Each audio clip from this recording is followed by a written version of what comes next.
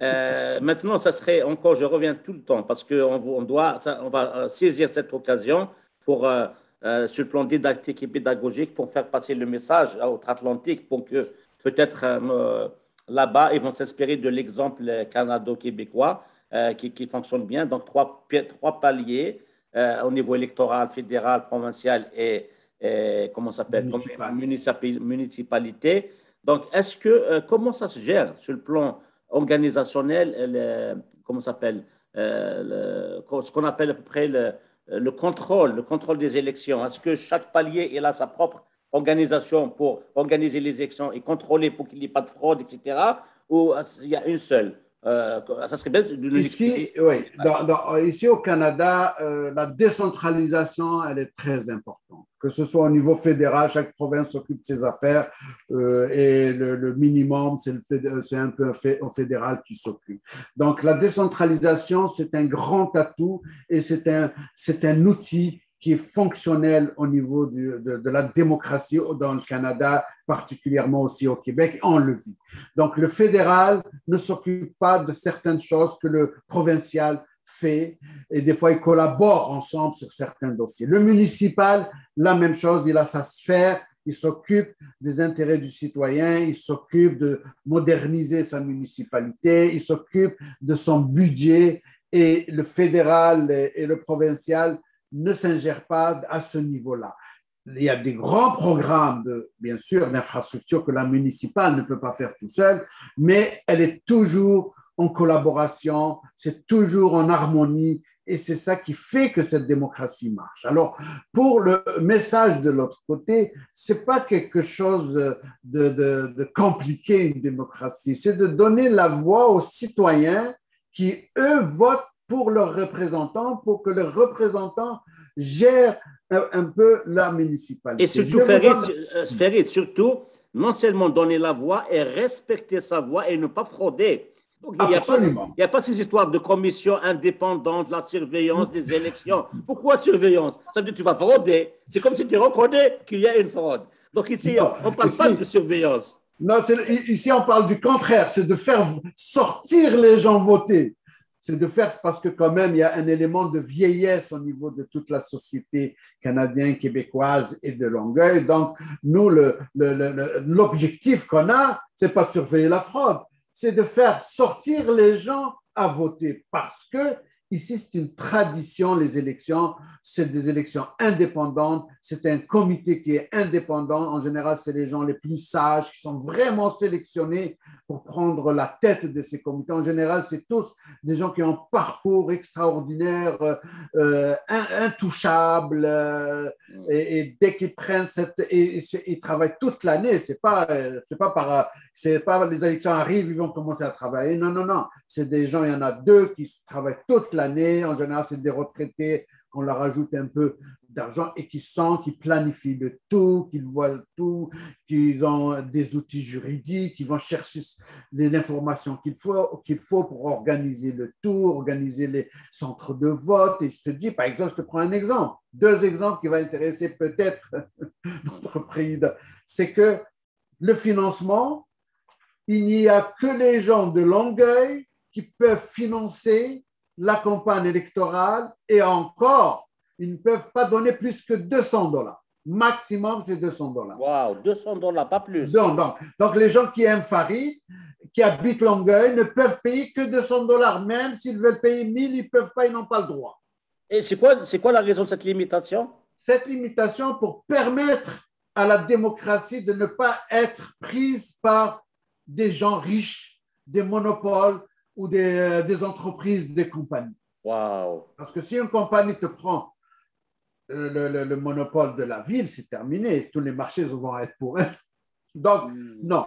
Donc, ça. Et les gens qui veulent m'aider, qui n'habitent pas Longueuil, ils n'ont le droit qu'à $25. D'accord. Donc, ceux qui n'habitent pas Longueuil, c'est $25. Comme un don, c'est comme un don. C'est un don. Les gens qui n'habitent pas Longueuil, c'est $25 par personne. D'accord. Et ceux qui habitent Longueuil, c'est $200 par personne. Et donc, c'est ça l'objectif. Donc, ça, c'est un peu la démocratie.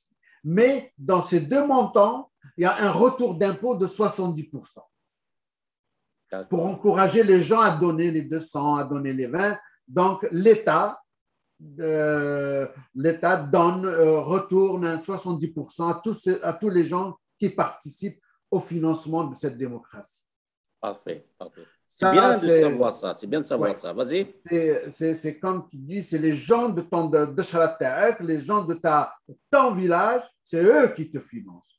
S'ils croient en toi, ben, c'est eux qui doivent te financer, mais il ne faut pas que ce soit pour eux quelque chose qui leur enlève beaucoup d'argent. Non, qu'ils t'encouragent avec un montant qu'ils peuvent.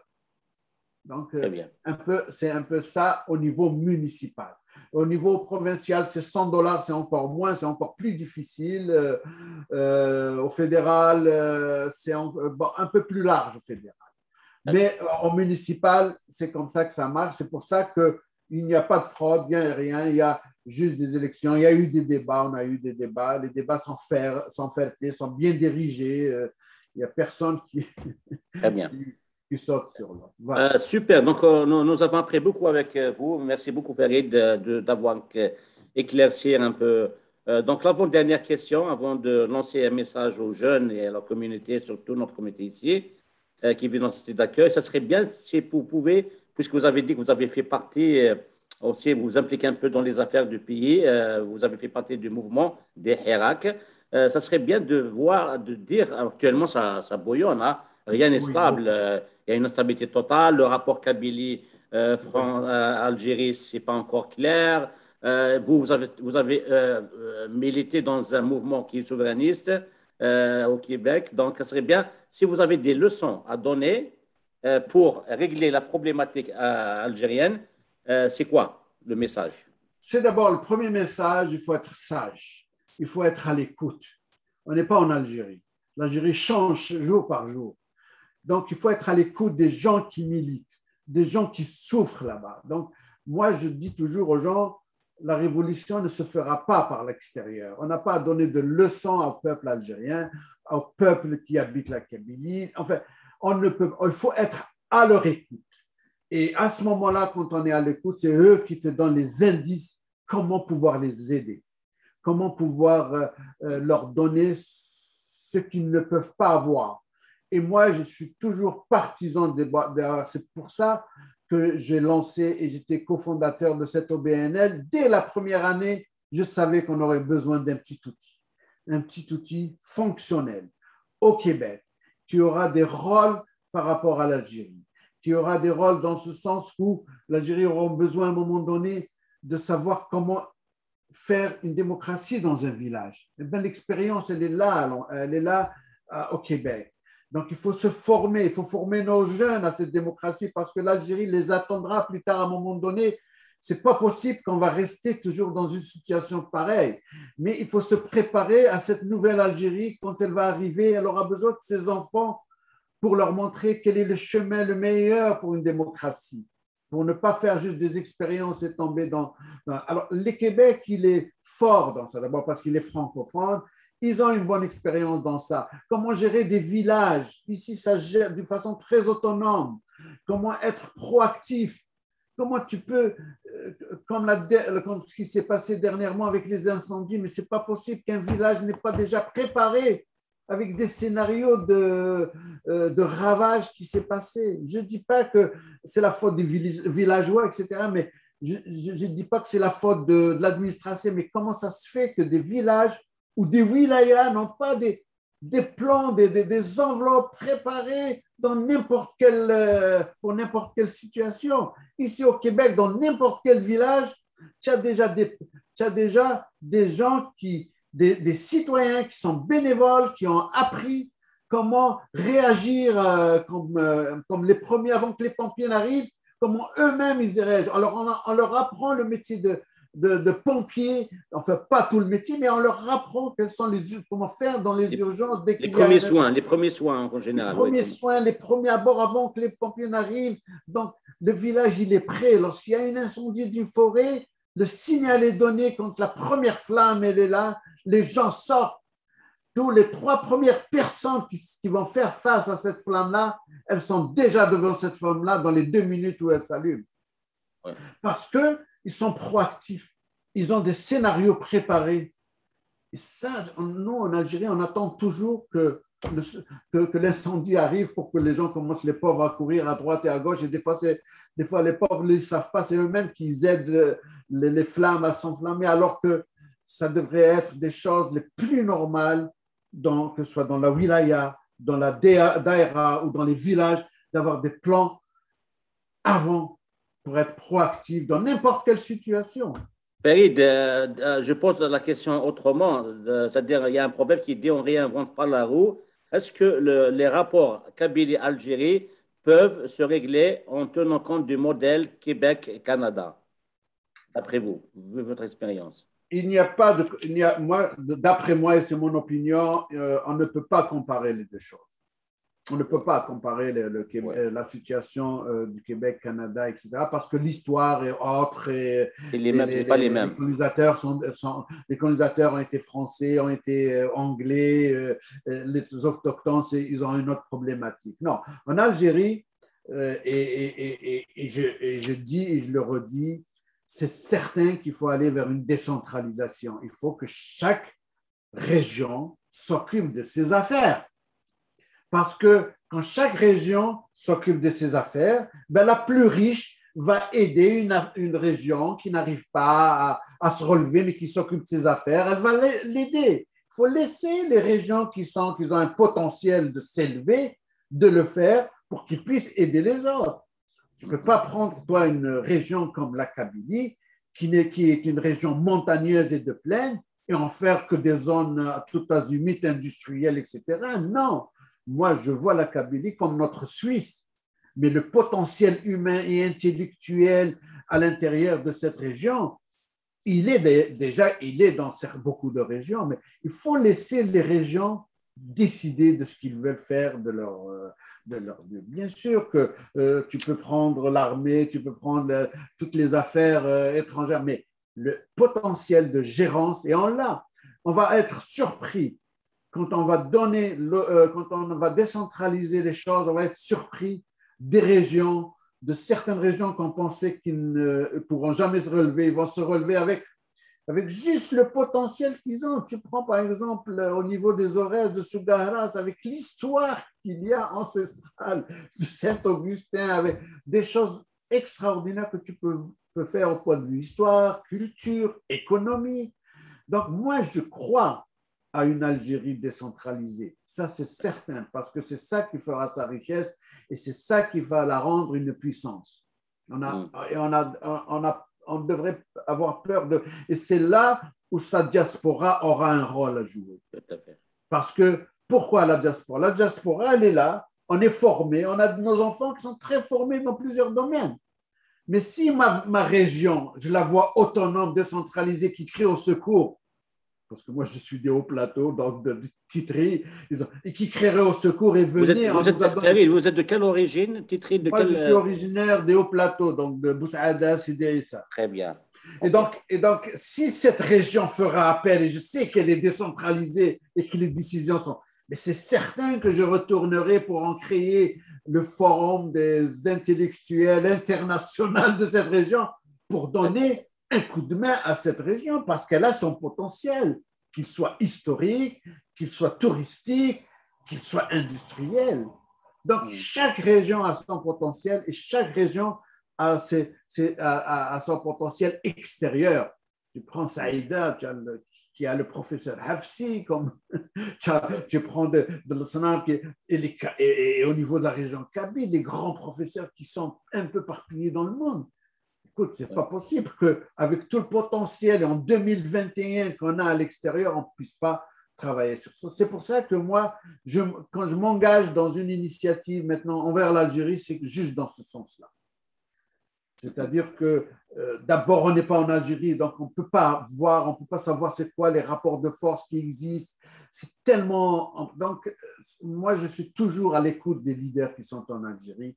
Je sais qu'il y a une répression, ça on le sait, etc. Mais je suis toujours à l'écoute des gens qui sont à l'intérieur, qui nous donneront des signes. L'un des facteurs bloquants, Farid, de la solution en Algérie, c'est comme l'a dit Saïd Saadi, c'est la démission de l'élite intellectuelle qui n'assume pas les grands axes, les grands chantiers comme la décentralisation. Je prends un titre d'exemple.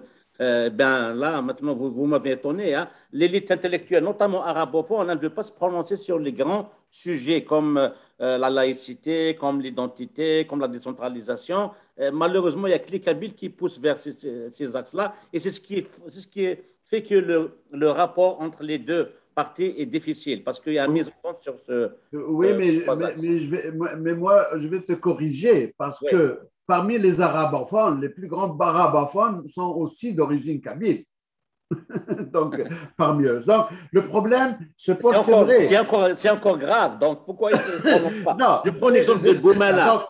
Boumala ou Bouchachi, quand ça arrive au point, même dans Boukouh, la laïcité, la décentralisation, ils sont réticents. On dirait que ce n'est pas le moment, c'est pas le moment, alors que tout le problème, il est là. Ben, absolument. Moi aussi, regarde, je le dis toujours, le goulot d'étranglement en Algérie, c'est cette place que prend la religion dans la gérance de l'État. Trop de place. Elle prend trop de place et encore, elle a pris encore trop de place. On les voit encore 2 ou 3, 4 ministres. Et c'est des gens qui ne pourront jamais penser, réfléchir d'une façon scientifique. Farid, ceci dit, je salue quand même le courage d'une autre élite arabophone qui est très rare, comme Amin Zawi. Amin Zawi, il dit exactement ce que tu viens de dire. Oui. Et c'est ça ce qu'on dit, moi, ce que je dis à la majorité musulmane, enfin, la majorité de confession musulmane, parce que nous aussi, on est de confession musulmane, sauf que pour nous, la religion est de l'ordre du privé, donc elle reste dans le privé. Et donc, nous, ce qu'on dit que l'Algérie, quand elle va être un pays fonctionnel d'une façon où la religion, ou le deuxième point de la Constitution disparaîtra comme quoi la religion de l'État est l'islam, c'est là où l'Algérie va redémarrer. Parce que c'est impossible si on ne changera pas le deuxième point de la Constitution qu'elle puisse démarrer. L'Algérie, elle est très forte. On a de grands amis de par le monde du monde et je ne vois pas pourquoi l'Algérie a peur d'aller vers. Le problème, ce qui se pose, c'est comme l'avait dit aussi Saadi, c'est que l'élite, il faut que, quelle que soit l'élite universitaire, quel que soit ton point de vue, discutons, échangeons dans le cadre d'une sagesse, essayons d'aller vers des points communs au lieu de se battre entre nous. Loin de la haine, loin de la haine. Absolument, on n'a pas besoin de cette haine, on a besoin de solutions en Algérie. Et si tu veux, pour aller encore en plus profondeur et plus en franchise, le Front démocratique dont je fais partie, il n'a pas à être divisé. En échange, on n'est pas d'accord sur certains. Comme ici, les gens ne sont pas d'accord. Ici même, tu trouves les gens qui sont libéraux, qui sont péquistes, ils discutent sur la jusqu'à maintenant, Farid, après ils sortent prendre un café. Farid, jusqu'à maintenant, la problématique constitutionnelle au Canada n'est pas réglée, mais ça n'empêche pas les premiers ministres du Canada et du Québec qui s'assoient. Bien sûr. Le Québec n'a pas signé la Constitution du Canada en 82. Mais ça n'empêche pas qu'il faut fonctionner, qu'il faut s'asseoir, discuter et prendre ce qui est commun et prendre ce qui est bien entre nous et laisser le reste à d'autres. C'est ça ce qu'il faut qu'ils fassent en Algérie. C'est s'asseoir, prendre ce qui est commun pour voir comment c'est impossible qu'un intellectuel qui soit arabophone ou berbérophone, un intellectuel d'une université, un professeur, pense que sans la laïcité, on va pouvoir se développer. C'est impossible. Il n'y a pas un autre système. Trouvez-moi un autre système qui puisse concurrencer ce qui a été jusqu'à date, qui fait passer la Scandinavie, la Suède, tout ça vers des pays prospères. Les gens en Algérie, ils ont besoin de travailler, ils ont besoin de souffler, ils ont besoin de vivre. Mais bien sûr qu'il faut des leaders politiques qui s'assument. Et moi, j'étais, lors de la création du PAD, j'étais très content. Mais comment tu peux être au niveau d'un... Création de quoi? Au niveau de... Quand quand les différents partis dits progressistes et démocrates se sont réunis et après ils se sont désunis sur le problème de la laïcité. Ouais. Ça ne va pas. La laïcité, ça devrait être quelque chose de normal, on n'en discute même pas. Tu ne peux pas me dire que non, ce n'est pas le moment. Non, mais hey, le peuple, vas-y avec lui, avec une laïcité, avec une pédagogie, tu vas savoir que tu vas comprendre qu'il va préférer le système avec un programme de laïcité et sa religion à sa maison chez elle que autre chose. Ça, c'est clair. Ça, c'est clair. Et moi, je suis optimiste et je suis persuadé qu'on y va vers ça. D'ailleurs, toutes les solutions, on y va, il y a toujours une porte. C'est pour ça qu'il faut être sage, il faut revenir, il faut faire son mea culpa et repartir sur de bonnes bases ou d'une coalition démocratique ou sur des partis qui sont en commun sur certaines choses au niveau de leur population. Pas de raison qu'on ne puisse pas développer un pays qui comme l'avait dit Landry, que Dieu ait son âme, il dit Farid, quand on était en délégation en Algérie, il me dit c'est pas possible, un pays où le soleil c'est 24 heures sur 24, on peut vivre 340 jours sur 340 jours et avec une population de 70% de jeunesse et on me dit Farid qu'ils ont un problème, c'est pas possible, il n'y a pas de problème. Parce que Landry l'a dit aux autorités, j'étais présent, c'est dans la délégation, et d'ailleurs ils étaient étonnés que quelqu'un d'officiel leur a dit non. Alors, à la question, alors c'est quoi le problème? Il leur a dit, c'est vous le problème. C'est vous qui arrêtez la roue de marché. Et à la fin, Landry, en s'amusant, je me souviens, il leur a dit, ben, regardez, faisons une alliance avec le Québec, laissez-nous gérer l'Algérie, vous allez voir que on va en rendre l'Algérie. C'est vraiment, Landry, c'est un gars tellement intelligent qu'il a résumé en un quart d'heure l'Algérie. Et c'est vrai, c'est la bureaucratie qui freine, c'est les manipulateurs, c'est même pas, écoute, je connais la situation dans des pays de l'Est, comment ils ont fait leur transition. Quand ils ont fait leur transition, ils ont pris tous les gens qui ont volé ou qui ont magouillé, etc. Ils ont dit, regardez, j'en sais que vous n'allez pas les rendre l'argent, mais on vous donne une année ou deux pour régler les problèmes, mais pour rester dans le pays, investir dans le pays, créer de l'emploi. Ben, c'est ce qu'ils ont fait en Slovénie, c'est comme ça je ne dis pas qu'ils ont encouragé les gens, les magouilleurs de rester, mais il n'y avait pas le choix. Qu'est-ce que tu veux? Un bonhomme qui vole de l'argent, qui est parti en France, c'est la France qui va. Il faut trouver un moyen de ramener cette personne, bien sûr de l'accuser ou de lui diminuer mais pas lui donner une peine. Après, il sort, il va profiter de cet argent-là. Non. Pendant sa peine, tu lui dis, regarde, il y a un fonds de solidarité qui est créé, indépendant, tu vas mettre la moitié de ton argent dans ce fonds-là et le 50%, tu vas vivre avec. Bon, là, c'est comme ça que la Pologne a eu dans son fonds plus de 2 milliards au début, parce qu'elle a rappelé tous les gens qui étaient ex-communistes, etc. Elle leur dit, regardez, vous mettez de l'argent dans ce fonds-là, 50%, c'est un fonds indépendant, c'est un fonds de solidarité pour relever un peu le pays, et ce qui reste, investissez-le dans votre pays, et personne qui viendra vous toucher. Vous toucher parce que c'est une loi exceptionnelle. Très bien. Farid, on est arrivé au bout de l'émission. C'est un plaisir d'échanger avec toi sur beaucoup de sujets. C'est une émission qui va apporter beaucoup d'éclaircissements et beaucoup aussi permettre à nos compatriotes de là-bas de comprendre un peu comment un pays fonctionne quand il y a une transparence, quand il y a la clarté des choses, quand les règles sont bien établies. Donc, je vous dirais merci beaucoup et peut-être on se verra dans un autre débat. En tout cas, c'est moi, Rajid, qui te remercie. Je te remercie pour tout le travail que tu fais. Je sais que ce n'est pas facile d'avoir un média. Tu as un des médias qui nous supporte, qui est là. Tu as ton point de vue, j'ai vu, et ce n'est pas facile. Oui. Mais moi, je te tire mon chapeau. Tu es une personne qui travaille très fort pour cette communauté-là. Et moi, je te souhaite une bonne vie, et je souhaite aussi à ta femme, parce que sûrement ta femme te soutient, parce que sans la femme, je sais qu'on n'arrivera pas, ni toi ni moi, Merci. dans tous nos projets. Et alors, je te souhaite encore une longue vie à toi. ميرسي فريد Merci aussi. كنوين كنا مثل قيمة غنملي لدوز ما ونظام دي سنتين نظام دي سيارة دي قيمة دي ثالوث